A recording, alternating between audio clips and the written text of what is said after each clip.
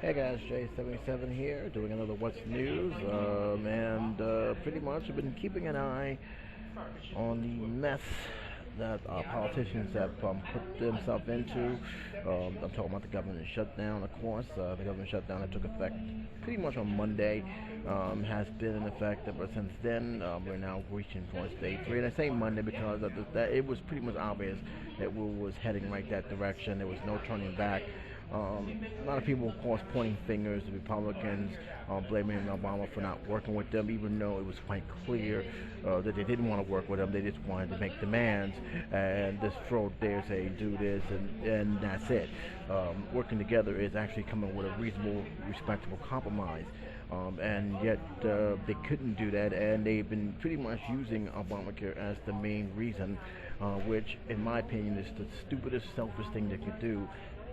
There are ways they could have gone through this, but you have extremists, and that's the way I can say it, extremists that are so hell bent to pretty much discredit the president in any which way form that they're willing to take the government down with them. And this is exactly what they're doing. They're basically holding the government hostage in order to get what they want. And for the record, the Democrats are no better either when it comes to this situation. The Democrats are just as guilty as the Republicans. A lot of people is coming out smelling bad in this situation. I know Jesse Ventura, in a actual video log, somebody actually asked him about who was to blame, and he basically pointed the finger on everybody. Everybody should be voted out, and everybody's and even more so, very interesting, he also said that no one should be paid as long as there's a government shutdown. Nobody should be paid, and nobody should be paying taxes to the government, especially as the government is not functioning. So he's bringing out his views about this. So, and to me, he's partially right on one thing. People in Congress, people who's running the show is pretty much they're acting like a bunch of children. Give me what I want, or else this. Give me what I want, or else you ain't gonna have that. It's pretty much just bickering back and forth. And I've been reading the news, I've been hearing all sorts of the news, filtering out all the craziness and propaganda that the news is showing, and just basically going by the facts. This has nothing to do with anything else other than the fact is that there are a lot of people out there who are looking to destroy Obamacare at any cost, whether it's by defunding it or by delaying it. They're looking to cause all sorts of problems, and they just seem like they can't accept the fact that this is here. If they want to repeal it, there's actual other ways to do it, but they don't want to do it. They don't want to. They want to just basically discredit anything they can. Discredit the president, discredit the law which was been considered constitutional by the Supreme Courts, and just say the hell we're going to do it our way, and they say this is what the people want. I am not buying it at all. This is the selfish act, and to me, this November is coming. It's just around the corner, and no matter how long this takes, it can take days, it can take weeks, it can take months. I do believe that the voters should take a look at this, keep a close eye on what's going on, and pretty much respond through voting. I mean, that's the best way you can show them that you're going to keep playing games. We don't want you in the office anymore, and that's the best way you can go. Some of the candidates in New York have actually voiced their disapproval on this from both sides, pretty much denouncing what the Congress is doing. And no matter what you say, nobody's smelling up a good roses on this.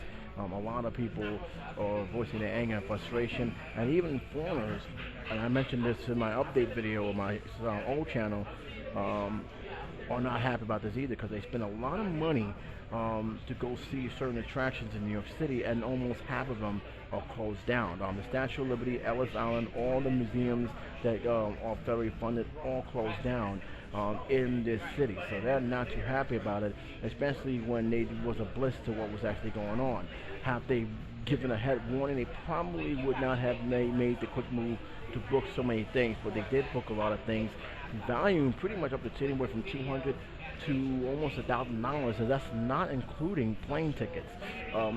Tourists here in New York spend a lot of money to see the sights, to view the city, and the last thing they want to hear is that the ticket they bought for, say, the Statue of Liberty on Ellis Island is closed.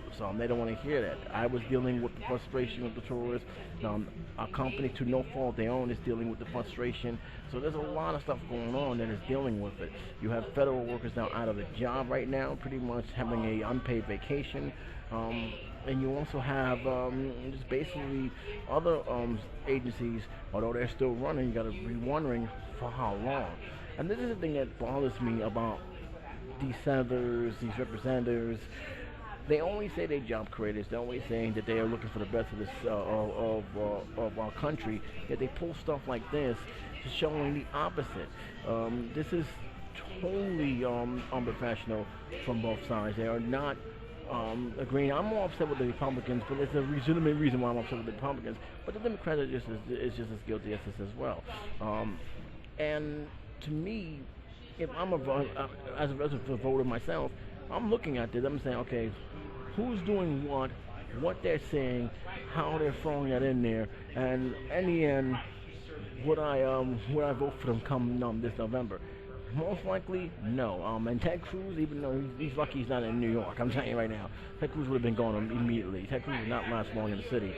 He's in Texas. Texas is still pretty much predominantly conservative, but that's not the point. The point is, he has put the party in a very bad situation that they can actually lose more than the Democrats could. The Republicans, and everybody said, oh, it's the Tea Party, that has nothing to do with the Republicans. They're all still a Republican Party. They're split up into two groups. You have the Tea Party and you have the Conservative. Well, I don't know what happened to the moderates. I really don't. They're just pretty much gone. And to me, it's sad because there are some good Republicans there. I keep repeating this. There are some good Republicans who wants to represent the people, but you got these nutballs who overwhelmingly outnumber these guys, and that's the problem. They overwhelmingly outnumber them, and they're just dragging this country down. And to me, I think it's time that we say, look, enough already. Goodbye. See you later. Yeah, I'm not happy right now with the way they've been acting. I'm not happy with the way people keep sticking up for Cruz. And to me, I'm not happy with the Republicans in general because they know what he's doing. They know how much BS he's doing, and no one is willing to say enough already. We're going to do this. You're not going to keep messing around with the country. We need to move forward. Keep in mind, folks, and a lot of people feel this way. They feel that Obama may cave in. I don't think he's going to cave in because, one, this is his last term. He don't have another election time. This is it for him. So pretty much he's laying all the cards on the table. He has nothing to lose. All right. The only thing the people who really, in terms of Democratic Party, is the ones who are either siding with the Republicans or even more so siding with him, may have more to lose than he does. So Obama don't have to do anything. Obama cannot have to sign anything to what the Republicans are throwing at him. And no, I am not buying that he doesn't want to work with people. He wants to work with them. They just want to try and do this bully tactic where it's their way or no way. And that's not working together. That's not compromising. That's just basically throwing your muscle out, bullying your agenda to get what you want. And it's not happening. We are living in democracy, guys, but most importantly, for our Congress, I expect them to at least do some form of compromising. They don't want to compromise in any way, shape, or form, and it's about time that Obama himself, in terms of what's been going on with him in the last few years, stop trying to work with them in a way that all it does is discredit them. All they did for the last 8 years, 5 years actually, has been discrediting him, and it's about time he starts showing something. He starts showing, hey, look, I mean business. Work with me or don't work with me at all. So yeah, my overall feeling is I'm not happy about it. It's affecting my job, even though my job is not federal. But, basically a lot of people is out of work and not getting paid, and that really does gripe me. But I'll put that pretty much on the Republican shoulders more than the Democrat shoulders. Also, and I will leave a link to this article. It's an old article, but it's still relevant. A lot of foreign countries are not happy about this either. A lot of foreign countries have a lot of stakes in this, and let us say having the government shut down doesn't look good for their own dividends, if you get what I'm saying. So a lot of foreign countries who has very strong interest in this country, who actually has a piece of this country, China, Japan included, are not feeling this shutdown. There was even an article that states, and it was in one of the main headlines, that if Republicans want to shut down, they're going to have to ask. You're gonna have to ask China's permission first, and that's something of a very interesting headline here. I'm gonna leave a link for you guys below. It's a very interesting its own, but it does show just how much of the impact not only that it has on us, but for those people overseas. I always say that what happens overseas or what happened over here, what affects the people over there can actually trickle down to us, and the same goes to what we're doing right now, what Congress is doing right now. It does have a trickling effect, so keep that in mind. If you think it don't, it does. But I'll leave a link below so that way you guys can talk, so that way you can see it for yourself. It is definitely an interesting topic. I'd like to hear what you guys have to say about this. So I'm moving away from that topic right now. I'm moving away from that, and I'm going to be talking about a topic that for those who are big on social networking, you might want to take a look at.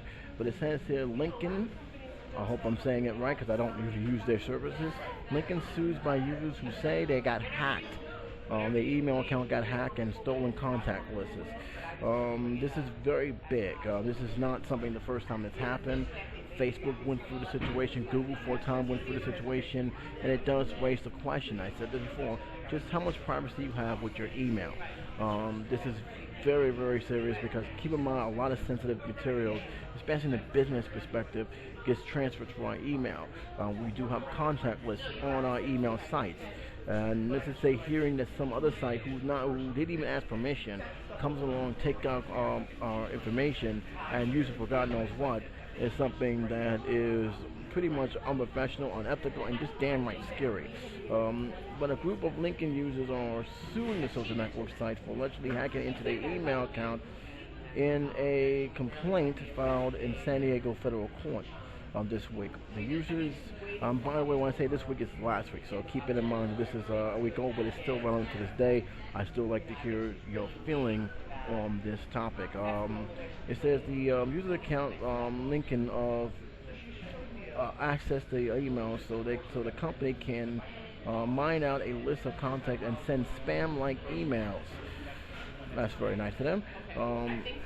The staff claims that Lincoln is able to download these addresses without requesting the password from the external email account and obtaining the user's consent. So there you have it, right there. This is a big issue. This is a very big issue that I think everybody should be take it seriously and should keep a close eye on, especially for those who feel that that even though you're using their services, it's not entitled to them to just use any of your personal information without your permission.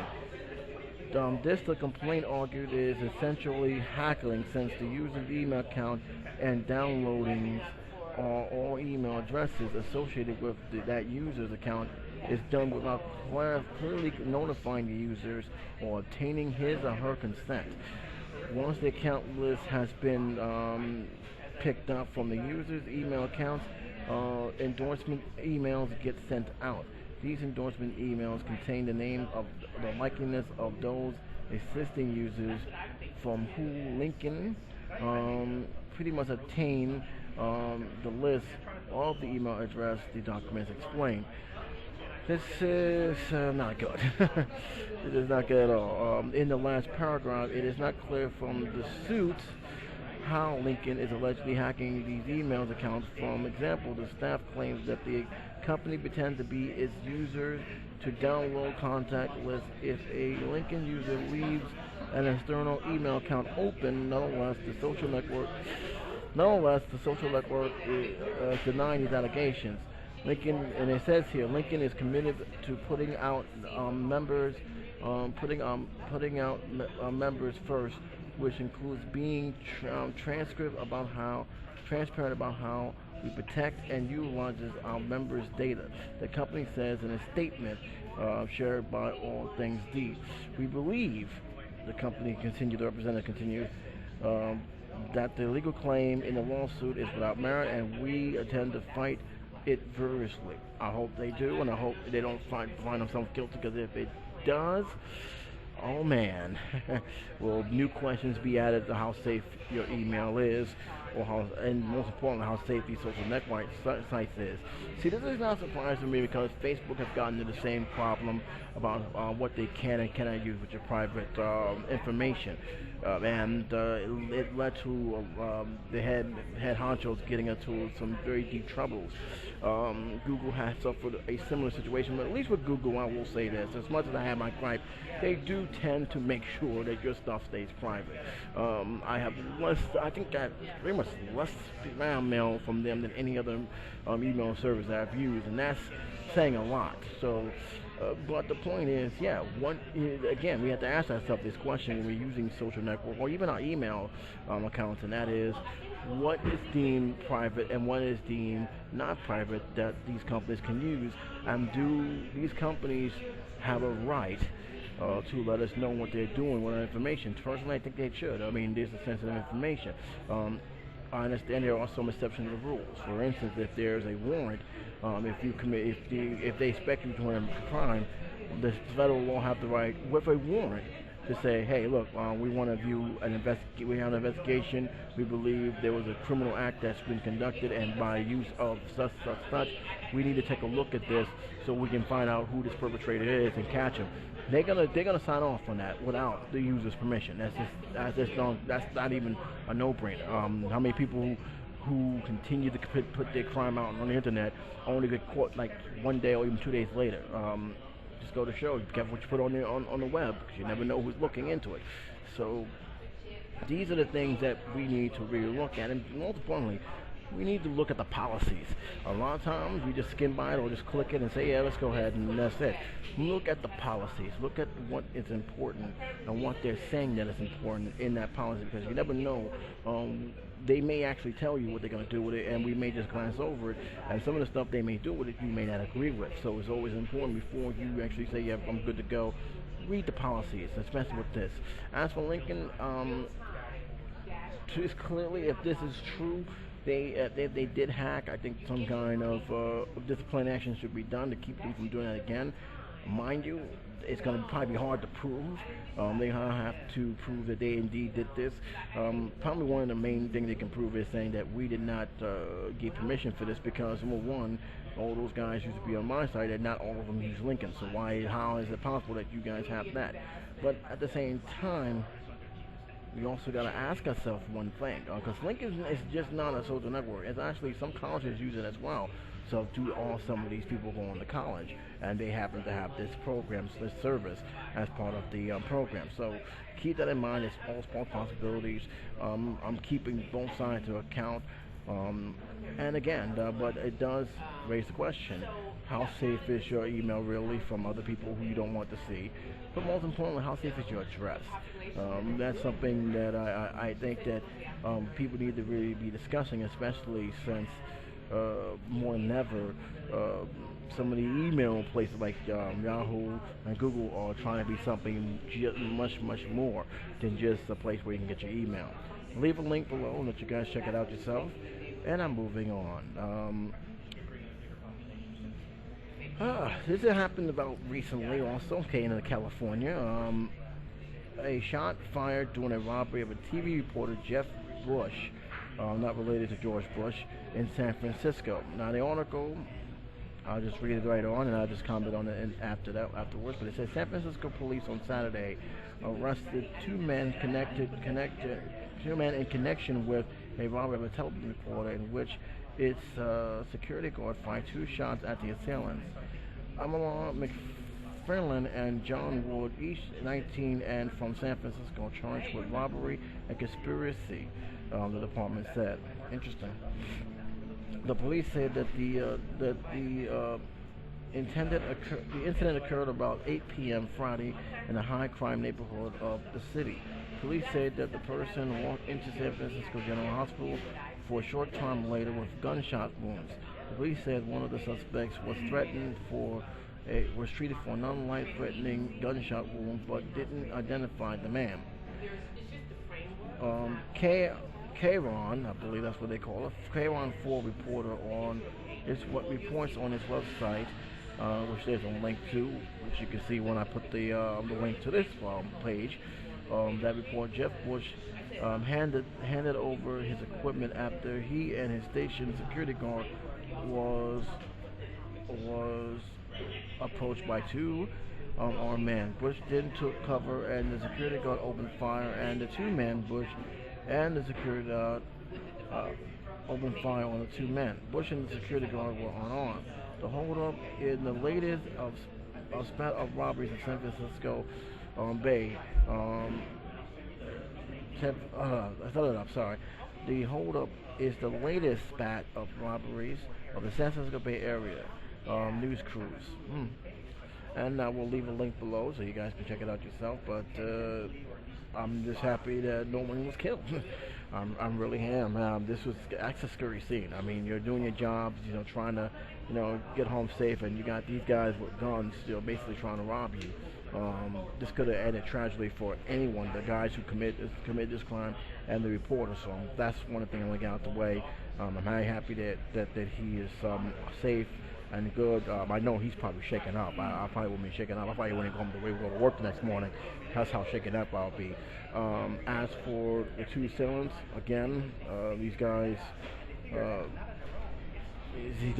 very fortunate to be alive. At the same time, how it could have easily went bad, worse.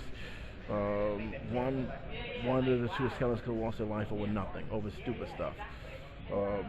Two, they could have ended life for over stupid stuff. And three, they're stupid anyway because now they're about to serve some time for robbery, something that I'm pretty sure to look back on is not worth it. This is something that obviously went horribly wrong, but not to the point where it became tragic. And to me, you're proven. To me, they have a lot to explain to the judge when they see each other, when they face the judge this coming weeks and months to come. Overall, I'm a little surprised. I'm saying a little surprised with a greater thought that crime is that high. I really am. I didn't know crime was rampant in San Francisco. Maybe not the whole entire city, but just certain parts. I've been hearing a lot about how San Francisco's crime rate has been steadily going up. Hopefully that's not true. Hopefully this is just one of those isolated things that won't cast a shadow. But it is something that I've been hearing a lot lately with San Francisco. So those who live in San Francisco area and tell me no, this ain't true, this is a small pocket, let me know. But I am kind of concerned about what they're doing in San Francisco and California in general. Let's say there has been some good memories with California in terms of the crime rate. So hopefully this is just a mere isolated incident. Now let's get on to some weird news. This is the one that bothers me. It's on the crime, but it's definitely one of those weird crimes because you don't expect someone to do this. And I'll explain. If you're doing a robbery or doing anything that is deemed illegal to the world, the last thing you'll do is call 911, especially if you're an escaped convict. If you're escaping from prison, the last thing on your mind is calling the operator. Well, apparently Joshua Silverman, who was an escaped convict, dialed 911 doing a runaway. Why he would do it? Well, let's read up on this. Prisoner Joshua Silverman passed up a taste of freedom this week and called the police instead. Silverman could have fled with two other inmates who stole an unattended transportation van he was riding in, but he dialed 911 and alerted authorities about his escape. Okay, I don't know what to say about that, but it says here, he called his mother. This is what it says here. Yeah, Mom, you're probably not going to believe this, but I'm a prisoner in a van, and I'm here with a couple of the other cats. Silverman politely explained to 911 operator. Tuesday, a couple of guys that were in the van jacked the van at the hospital. Guards from the private prison transportation company have stopped in the waterfront about an hour west of Oklahoma City and delivered some ill inmates to the hospital. They left eight other prisoners, including Silverman, in the van unsupervised. Somebody lost their job. Just want to let you guys know right off the bat, before I even go and continue, which is not too much, somebody from corrections have just lost their job big time. If they didn't lose their job, or they're one of those main high uppity sergeants, which, by the way, I'm going to tell you right now, the sergeant who was in charge of that is demoted. That's not even a question. And that person is demoted. They probably won't even be accompanying anybody to any hospital or anywhere ever again. With the guards gone, authorities say inmates Lester Bum and Michelle Coleman kicked out the partition in the van and moved up in front where the keys remain in the motor, and it was still running. So the prisoners could have air conditioning. Let's read this again. With the guards gone, authorities said inmates later, Leslie Beam and Michael Coleman kicked out the partition in the van and moved up in front where the keys remained and the motor was still running, so the prisoners could have air conditioning. So basically what happened is that they not only did not stay, two guys did not stay with the inmates. They left the key running so that way they left unattended, but make sure the key was in the ignition so the air conditioner could remain running while they were gone. Somebody have lost their job. Somebody better have lose their job. Oh my God. Let's read again. The two inmates drove the van for about a mile before ditching it and fleeing on foot, according to police. Silverman, one of six inmates left behind, was reluctant to escape. Still shackled, somehow managed to get out of the van, perhaps through a kicked-out partition, and dialed 911. A cell phone, police believe, might have been found in the vehicle. Somebody have lost their job. I just can't. I'm just going to throw it out there. Somebody lost their job, and deservedly so.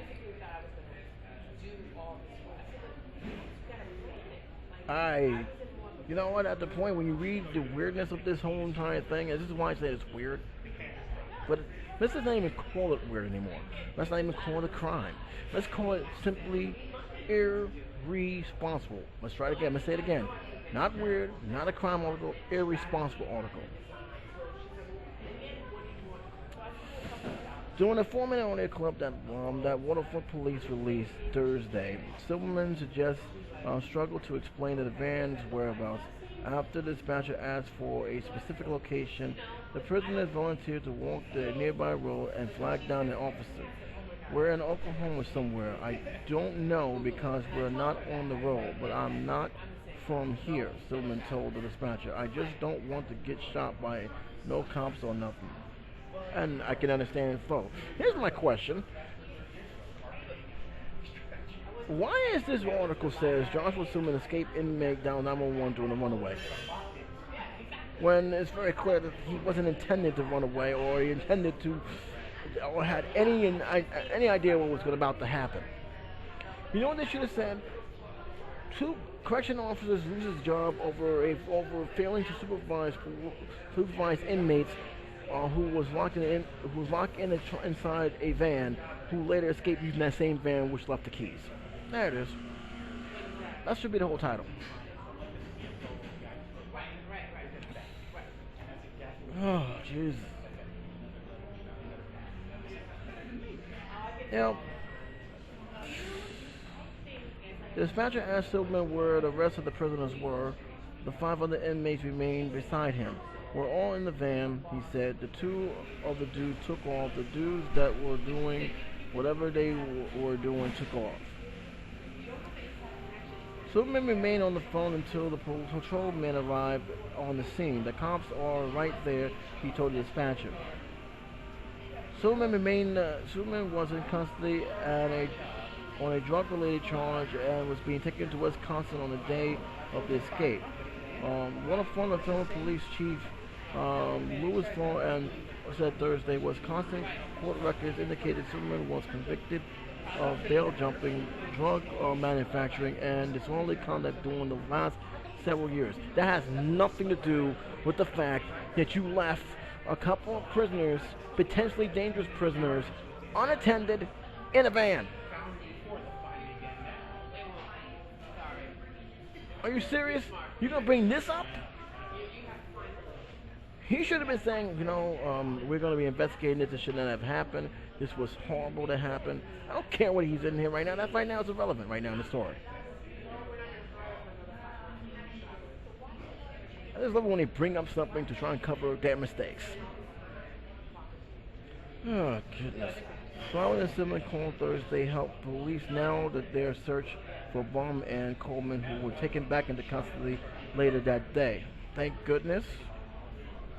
But that's not the point. The point is that should never happen. Well, let's begin. It helped us locate the time them a lot quicker. Flowers said we didn't know what direction they were traveling in, and his call helped us pinpoint their location. Coleman is being held in an assault case and Baum on a non-payment of child support, police says. All the inmates were found jailed in the Western and Northern U.S. and is being transported to the agency in those part of countries. Now, like I said again, from what they've been describing here, from what I've seen there, first of all, for these two guys here, they may be facing new charges. So I hope that was worth it. But besides the fact that these guys escaped so easily, besides the fact that you had a guy who clearly the article misrepresent, because like I said, if you look at the article, what I will leave a link to, it made it sound like these guys made a harrowing mistake, and he made the dumb decision of calling 911, which pretty much I would have said, yeah, it was pretty stupid. But the point is, it ain't the inmates I'm mad about. I'm mad about how irresponsible these prison guards were. And you know what's funny? The article never said that these guys was disciplined for it. There was no suspension, no fine about it. Do you notice what they did was, okay, they showed these guys criminal records. Forget about that. They're in your custody. How come the guys choose not to leave no one behind to make sure nothing was going on in the van? That's a no-no. That is an absolute no-no. I can't believe that actually went down like that. They're all protocol. I don't care how much shackles you can put in a person. If a person is creative and they want to get the hell out, and you let them to give them an open door opportunity, they're going to take it. Just like that happened here. And again, if you look at the article and you read it carefully, which by the way, I got to make a actual fix here. When I said they called her mother, it was it was a female he was talking to, and that's why he said mama. So just want to make that fix correction right away. But besides the point, guys, this article is way misleading in many ways. Because if you read down it, it's very clear he didn't try to escape. Everything happened so fast where he just happened to be along for the ride. And the fact that you had car keys left in the van, no one supervising the inmates. You left your cell phone there, which could have been done for anything. This could have been a far worse. And at least I will say this: give this inmate one thing credit. He had a chance to escape, but he knew the consequences. He said, "I hell with this. I'm going to make a phone call." Another inmate was right there with them. They didn't escape. And what did this article do? Did they talk about how irresponsible the guards were? The CEOs? No. They brought up every guy's charges, the guy who pretty much did the right thing, and they brought up the other two guys' charges. There was no report at all about any discipline. Or maybe there is. It'll probably be done in the next page. But the point is, they made it very clear that this is what they want to do. And the title will make it more of his stupidity than anything else. When in reality, it's the total opposite. Again, this should not be called, and I'm reading the head titles, Joshua Silverman escaped inmate down Car 11 doing a runaway. Because he didn't run away. That's one. Okay? It should be legislators led to escape to two convicts escaping from prison. Suspension is definite. Unbelievable. But then again, I shouldn't be surprised by anything else. Why was this in the crime files? Wow. I can see why it's being weird, but to me, I'm putting the blame on the CEOs on that one. I want to hear your opinion on that one. I want to hear your opinion on all the topics that I've talked about. I will leave a link to all the articles as usual. And until then, this is J77 saying take care, be safe. I'll talk to you soon.